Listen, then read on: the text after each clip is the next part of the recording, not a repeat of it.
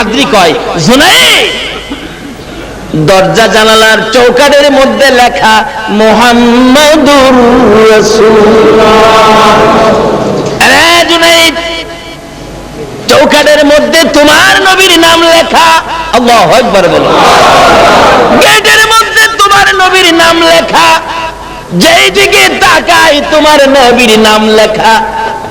এবার পাদ্রী বলেন, জুনাইদ রে, আর খ্রিস্টান থাকতে চাই না, কালিমা পড়ে মুসলমান বানাইয়া দে।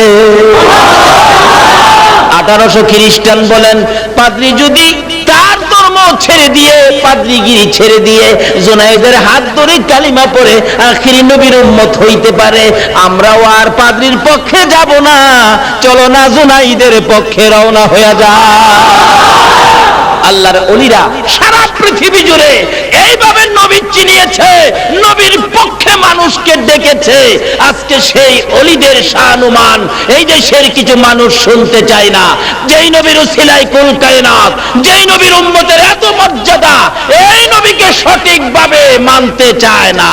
আল্লাহ তাদেরকে বুঝ দেখ, সকলে বলে না আমিন। বাবারা, ভাইয়েরা, আসুন আমরা মর্যাদাবান উম্মত, মর্যাদাবান নবী পাওয়ার কারণে আমাদের দাম বেড়ে গেছে।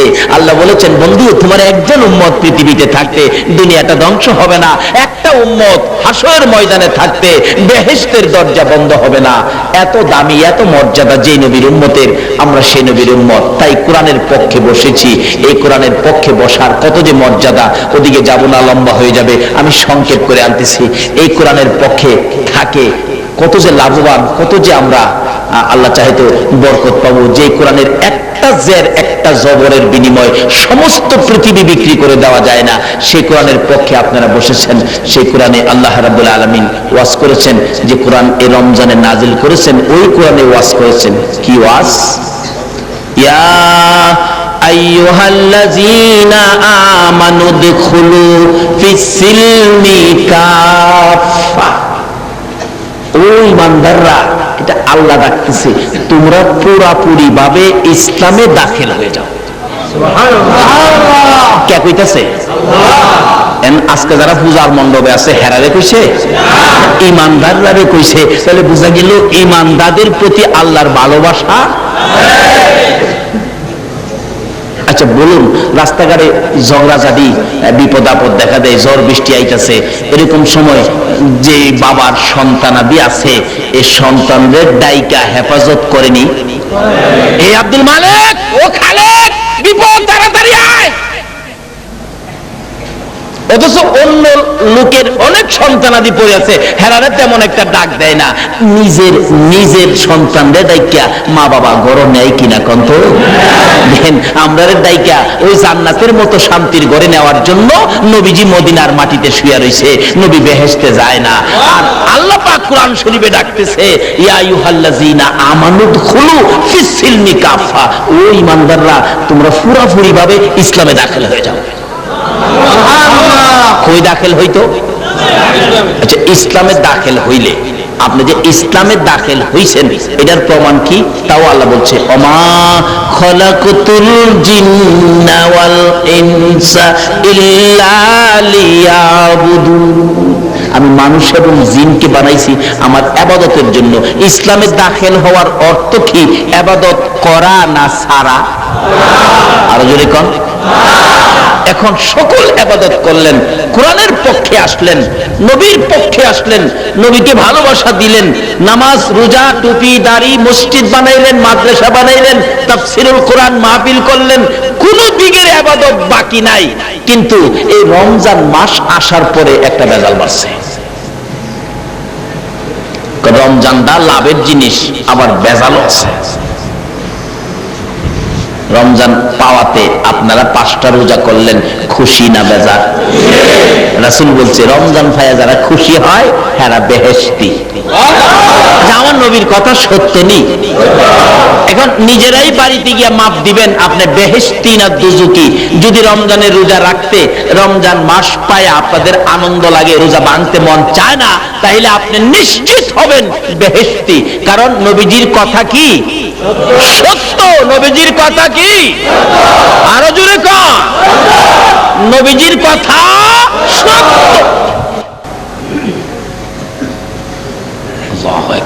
তাহলে এই নবীর কথাগুলো সত্য। কোরআন নবীজি বলছেন রমজান পায় যারা খুশি হয়েছে তারা বেহেশতি।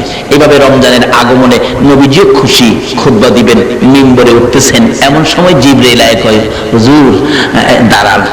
মিম্বরের সিঁড়িতে পাও দেওয়ার আগে জিবরাইল বলেন, হুজুর দাঁড়ান, আপনার 3 কিসিমের উম্মতের জন্য আল্লাহর পক্ষ থেকে আমি জিবরাইল লানত নিয়ে আসছি, আপনি আমিন লাগাই দেন। আচ্ছা বলুন, আল্লাহর পক্ষ থেকে লানত নবীজি যদি আমিন লাগায়, এইটার কাটবার ক্ষমতা কারো আছে? এই তো বিপদ বাইরে গেছে। অহনলন এই বেজাল থেকে কিভাবে বাঁচা যায়? তাইলে টুপির দাম আছে, তাইলে দাড়ির দাম আছে, তাইলে নামাজের দাম আছে, রোজার দাম আছে, সব কিছু দামি হবেন। এই 3টা বেজাল থেকে মুক্ত হবে। কয়টা বেজাল? এই নবীর উম্মতের পুরস্কারও দেয় 3টা করে, বেজালও দেয় 3টা করে। লাভও বেশি, লসও বেশি। জিবরাইল কি কইলি, আমার উম্মতের উপর আল্লাহর লানত আর আমি আমিন লাগামু? এই উম্মতের জন্য 63 বছর জিন্দেগি কষ্ট করছে, না খাইয়া পেটে পাথর লাগাইছি। আল্লাহু আকবার। আমার আল্লাহ বলেন, বন্ধু তোমাকে পরীক্ষা করব। কি পরীক্ষা করবা গো বন্ধু? আমার আল্লাহ বলেন, বন্ধু গো, আমার জান্নাত তোমার কাছে কেমন লাগে? খুব সুন্দর, খুব ভালো লাগে।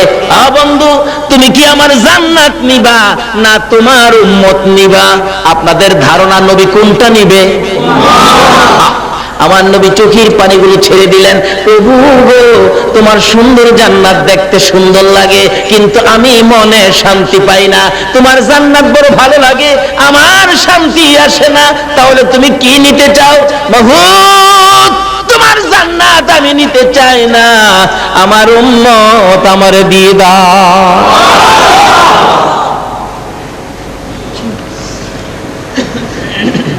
এই দরুদি নবী উম্মত নিবে, জান্নাত নিবে না। আমার নবী বলেন, জিবরাইল রে, এত কান্না কাঁদলাম উম্মতের জন্য। জিবরাইল রে, উম্মতের ব্যথায় জীবনে কোনোদিন রাত্র ভরে ঘুমাই না, জীবনে কোনোদিন পেট ভরে খানা খাই না রে জিবরাইল, জীবনে কোনোদিন ভালো বিছানায় পিঠ লাগাই না, জীবনে কোনোদিন ভালো পোশাক আমি রাসূল গায়ে দেই না। বলুন কার ব্যথায়? আমার সেই উম্মত আমার আল্লাহর লানতে পড়ে যাবে। আমি নবী আমিন দিয়ে জাহান্নামী বানাবো না, না আমি সইতে পারি না। জিবরাইল রে, আমার কেমন ব্যথা উম্মতের জন্য জাননি। উহুদের জমিনে যখন আমার নবীকে মারতে মারতে 2টা দান মুবারক শহীদ করে দিয়েছিল, আমার নবী দাঁতের ব্যথায় কান্দে, তারপরেও মারতে মারতে মাথার লোহার টুপি ভেঙে 2টা লম্বা লম্বা টুকরা নবীজির মাথা মুবারকের 2 পাশে ভিতরে ঢুকাইয়া দিল। টানে খোলার জন্য খোলা যায় না। নবীজি ব্যথায় ব্যতীত হইয়া ওই বেহুশ হইয়া উহুদের জমিনে পড়ে গেলে তারপরেও মারতেছিল। এমনি সময় জিবরাইল আমার নবীকে কোলে উঠাইয়া উহুদ পাহাড়ের মাঝামাঝি নিয়ে গেলেন, নিচ থেকে দেখা যায় না। জিবরাইল আমার নবীকে কোলে করে নিয়ে ডাকতেছেন, এরে উহুদের পাথর, উহুদের পাহাড় দেখ, যে নবী সৃষ্টি না হইলে তোরা হতে না, আমিও হতাম না। এই নবীকে কেমন মারছে উহুদের পাথর, একটু বিছানার ব্যবস্থা করে দে রে, আল্লাহর বন্ধুকে শুয়াইয়া রাখি। জিবরাইল বলেন, এই নবীর পরিচয় টুকুন তুলে ধরার পর লম্বা একটা পাথর ফাইটা তোলার মতো নরম বিছানা হইয়া যায়। আল্লাহু আকবার।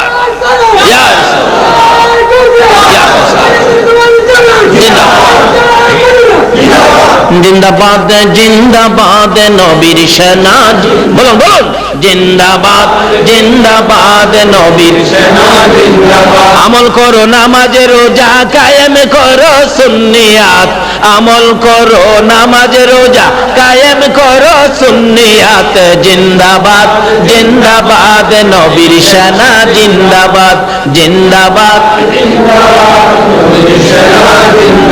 নবীজির আশেক যিনি মরে ও মরে না তিনি, নবীজির আশেক যিনি মরে ও মরে না তিনি, কাফন পরে ঘুমিয়াছে গাউসুল আজম বগদাদ, কাফন পরে ঘুমিয়াছে গাউসুল আজম বগদাদ, জিন্দাবাদ জিন্দাবাদ নবীর সেনা জিন্দাবাদ, জিন্দাবাদ জিন্দাবাদ নবীর সেনা জিন্দাবাদ, আমল করো নামাজ রোজা কায়েম করো সুন্নিয়াত, আমল করো নামাজ রোজা কায়েম করো সুন্নিয়াত, জিন্দাবাদ নবীর সেনা জিন্দাবাদ, জিন্দাবাদ জিন্দাবাদ। আসুন সংক্ষেপ সময় আলোচনায় যাই। দয়ার নবী মায়ার নবীকে জিবরাইল বলেন, বিছানার মধ্যে শোয়াইয়া মাথার পাশে বসেছিলাম, নবীজির জ্ঞান ফিরতেছে না। হঠাৎ চোখটা খুলে চোখের পানিগুলো ছেড়ে দিলে জিবরাইল বলেন, প্রশ্ন করলাম ইয়া রাসূলুল্লাহ, দাঁত ভাঙ্গা ব্যথা কেমন লাগে বলুন, মাথা ভাঙ্গা ব্যথা কেমন লাগে গো, আমি জিবরাইলের কাছে বলুন। আমার নবী বলেন, জিবরাইল দাঁত ভাঙ্গা ব্যথা মাথা ভাঙ্গা ব্যথা কেমন লাগে জিগাইলি রে, আমার উম্মতের ব্যথা কেমন লাগে জিগাইলি না। ও জিবরাইল শোনো, দাঁত ভাঙ্গা ব্যথা মাথা ভাঙ্গা ব্যথার চাইতে রে জিবরাইল আমার গুনাহগার উম্মতের ব্যথা বেশি। যে নবী নিজের ব্যথা গোপন করে উম্মতের ব্যথা প্রকাশ করে গো, বলুন এই নবী উম্মতের জন্য কি আল্লাহর লানতে আমিন দিতে পারে? নবীজি বলেন, জিবরাইল না, এটা আমার পক্ষে সম্ভব নয়, তবে আমি শুনতাম চাই কোন কোন উম্মতের উপর আল্লাহর লানত আইছে আমার আমিন লাগাইতে হইব, উম্মতটা কে বলো তো? জিবরাইল বলেন, হুজুর প্রথম নাম্বারে হলো এই রমজান মাস পায়া যারা রমজানে ইবাদত কইরা নিজের গুনাহ খাতা মাফ করাইতে পারছে না, তাদের উপরে আল্লাহর লানত। নবীজি কই এত বরকত এত নেকি, যে রমজান জান্নাতে যাইবেন দরজাটা খুলে রাখছে, বলুন কার লাগা? রোজা যারা রাখছে হেরার লাগা, না যারা রাখছে না হেরার লাগা। এই যে সহজ হিসাব, জান্নাতের দরজা খোলা, তাইলে রমজানে যদি জান্নাতের দরজা খুলে এটা কার লাগা খুলছে? রোজাদারের লাগা। সহজ হিসাব। রমজানের রোজা রাখিয়া যারা নিজের গুনাহ খাতা মাফ করাইতে পারছে না, তাদের উপরে আল্লাহর লানত। রাসূল কই এমন উম্মত দরকার নাই, আমিন লাগাই দিছে। আচ্ছা নবীজি আমিন আল্লাহর লানত এটারে আর বাদ দিবার কেউ আছে? বুঝে পারবো আর বাপ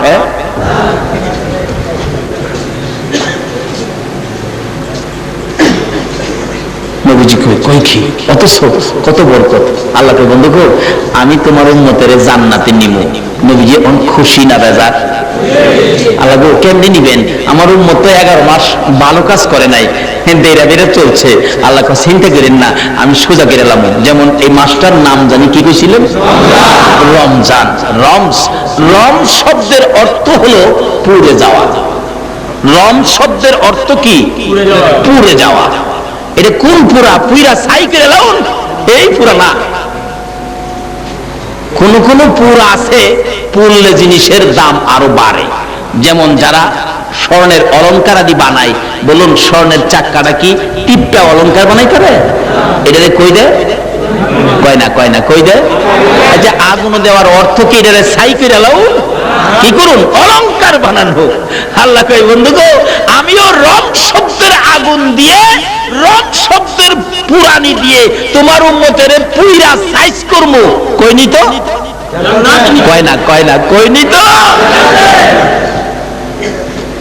আমাদের এলাকায় আগেকার দিন দেখছি ছোট সময় আপনার এই যে শোলা আছে না, পাটখড়ি, শহরে তো হোলা পান না, গ্রাম এলাকায় গেলে পাইবেন। একটা এই বিলাতি নাইল্লা আছে, বগি নাইল্লা কয়, বিলাতি কয়, এরকম এই বিলাতি নাইল্লার শোলাগুলি দাম বেশি, এগুলি খুব হেফাজত করে রাখে।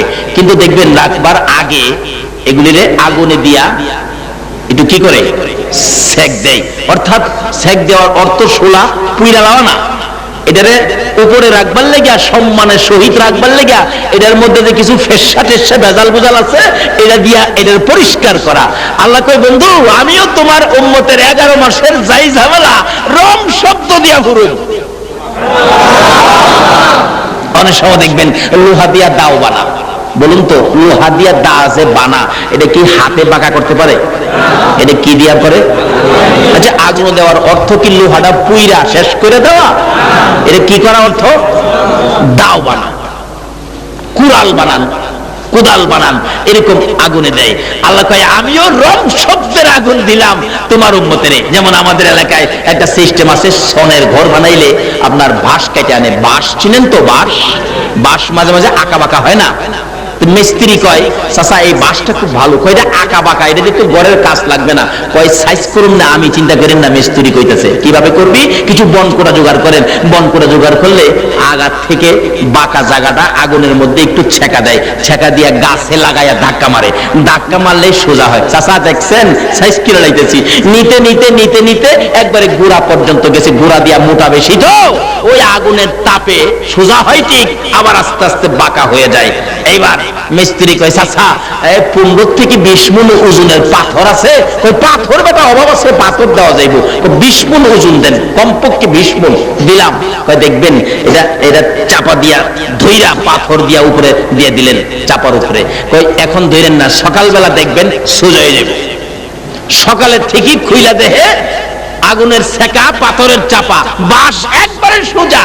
আল্লাহ কয় বন্ধু গো আমি তোমার উম্মতের রং শব্দের সেকা দিলাম, সেকাই যদি 11 মাসের আঁকা বাঁকা সোজা না হয় তাহলে আমি আল্লাহ 20 রাকাত তারাবি নামাজের সাফা মাইরা দিলাম।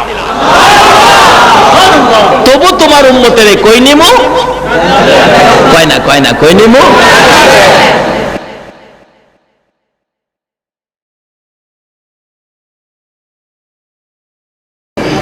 কারণ দরজাটা তো খুলছেই আমরা লেগে, কি কার মায়ের মতো একটা দরদে যদি অপরাধী সন্তানের জন্য রাত্রে 12টায় 1টা 2টা বাজলেও দরজা খুইলা রাখতে পারে, যার উসিলায় কুল কায়নাত এই নবীর উম্মতের জন্য আমার আল্লাহ কি জান্নাতের দরজা খুলতে পারে না? ইফতারির সময় দেখবেন ইফতারি খাওয়া শুরু করবেন। আচ্ছা ইফতারি খাওয়ার সময় বলুন তো আনন্দ লাগে কিনা? আল্লাহ কয় জান্নাতে যাইবি তো, এখন কিছু খায় আর খাওয়াবো জান্নাতে। মাপ দিবনি, মাপ দেওয়ার সিস্টেম আছে। আমাদের দেশে রাজনীতি করে দেখবেন দাবি দেওয়া আদায়ের জন্য হরতাল, ধর্মঘট, অবরোধ, গাড়ি ভাঙ্গে, রেল লাইন উঠায়লা, বাস আটকায়লা দাবির লেগা। এরপরে যদি না হয় দাবি দেওয়া আদায়, তাইলে আরেকটা ধর্মঘট আছে, এটাতে কয় আমাদের দেশে অনুসরণ ধর্মঘট। কোন ধর্মঘট? অনুসরণ ধর্মঘটের অর্থ কি? দেখবেন প্রেস ক্লাবের সামনে পত্রিকা বিছাইয়া বড় বড় সাবেরা কাইতিয়ে চিত্তিয়ে পেরে তাহে কই খাইতাম না দাবি না মানলে। খাইতো না কইয়া হইয়া রইছে, আবার একটু পরে দেখেন বাদামোলারে ডাহে। আমি দেখছি দেখে কইতাছি, মিছা কথা কই না। আবার লগের টারে কয় কিরে না খায় মইরা যামু, পানি লয়া পানির বোতল লইয়ে বাদাম খাই, একটু বড় বড় পানি খা। আল্লাহ কয় কারণ অক্ষণ কইছস দাবি না মানলে না খায়া মইরা যাইবি, তো খাইতি না, তুই যে খাইতেছস বেজাল করছিনি। দাবি যারা করতে গেছে হেরাও বেজাল, আর যারা দাবি দিব হেরাও বেজাল। হেরাও কয়েছা একটু পানি খায়া বাড়ি যাইয়া দেখা যাইব না।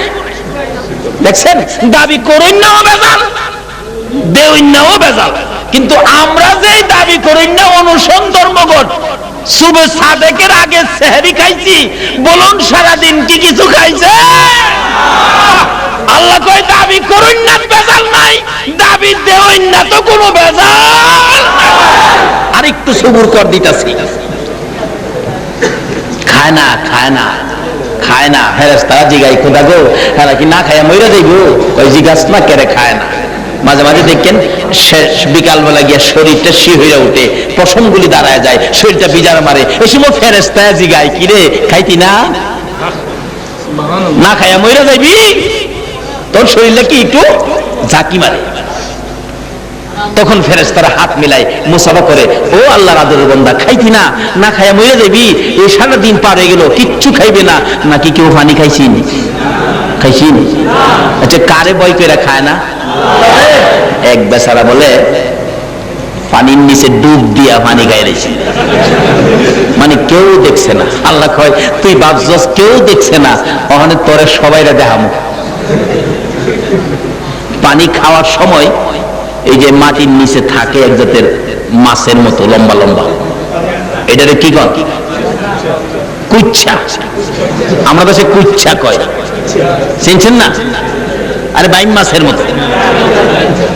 এই কুচ্ছার বাচ্চা একটা ঘুরতে চাইছি, এই সাপ যে পানি খাইতেছে কেউ দেখতো না, আল্লাহ তো বোঝাবো কুচ্ছের বাচ্চা। কুচ্ছের বাচ্চা ফেটে গিয়া দেখে আগে যে আসিলাম হ্যানের চেয়ে অনেক আরাম। খাওয়ানোর জন্য চেষ্টা নাই, চিন্তা নাই, হরতাল নাই, ধর্মঘট নাই, গাড়ি ভাঙ্গা ভাঙ্গি নাই, মাশাআল্লাহ পেটের ভিতরে বইয়ে থেকে খাওন পাইতেছি। যেইডি খায় কুচ্ছার বাচ্চাই সব খায় বয়া বয়া, মানে হ্যাঁ শরীর যাইতেছে গা দুর্বল হইয়া, পেটটা খালি বড় হইতেছে। তখন কিরে ডাক্তার দেখায়, রক্ত পরীক্ষা করে, সব ঠিক আছে, রোগটা কি? আল্লাহ কয় রোগটা বাইরেইতেছে। আচ্ছা, রোগটা কি? ডাক্তারের কাছে নিছে, ডাক্তার তো কোনো রোগ ধরতে পারে না।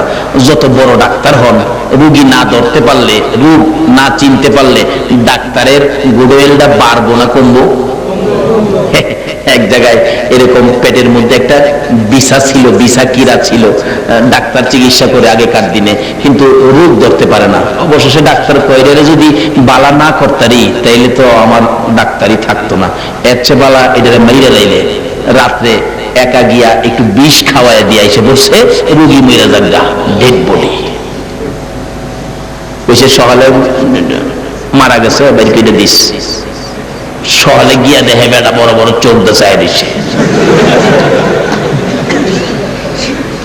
কম্পাউন্ডার যে দৌড়েও মরা বেটা চাই দিছে, খাইয়ে লাগবো আমারে। ডাক্তার সাহেব মরা বেটা চাই দিচ্ছে, আরো চোখ লড়ে। আরে কোচ কি কহ?